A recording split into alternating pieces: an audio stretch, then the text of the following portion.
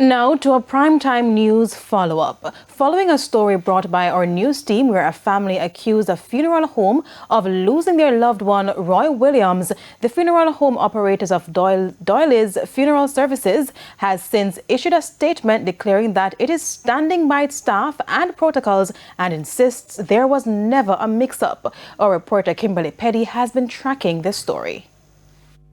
Less than 48 hours after a family accused them of taking the wrong body to a funeral service at the Savannah Lamar Seventh-day Adventist Church last Sunday, Doyle's funeral home insists that's the body their staff received from the Westmoreland Infirmary. Roy Williams, the deceased, lived there up until his passing on March 21. In a statement Thursday, the company further added that 2 members of staff picked up the body, which was tagged by the infirmary. However, the family is adamant that it's not their relative, as the body in question did not have a tag. In an interview Monday, they said they weren't called in to view the body before the funeral, even after they dropped off his clothing.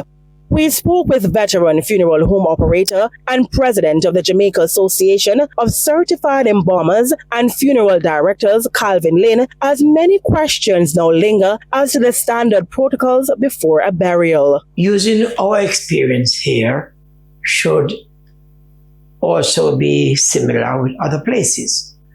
We have the ID bracelet, some say ID band, doesn't matter.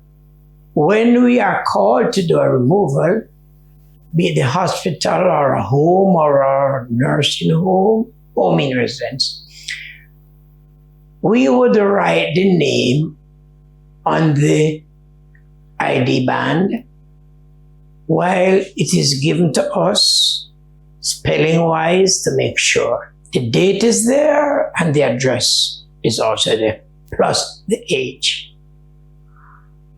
When that human remains is taken to our place, or it should be for others, the recording is made in a register, right, with the name of next of kin, telephone number, address, etc.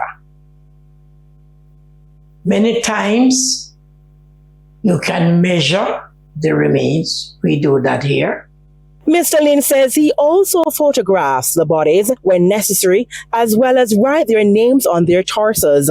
He further explained that it is standard protocol for relatives to identify the bodies of their loved ones prior to the funeral. Because we do thorough embalming, we ask the relatives to come and view the remains a day or 2 before funeral.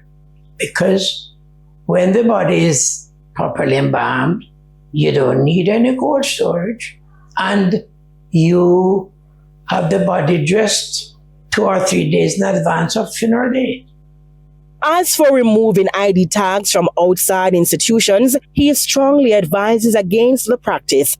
He too admits he has had a similar situation where a family member claimed the body did not resemble that of their relative, but after showing them proof, they were later in acceptance.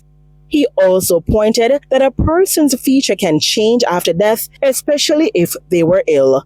Kimberley Peddie for TVJ News.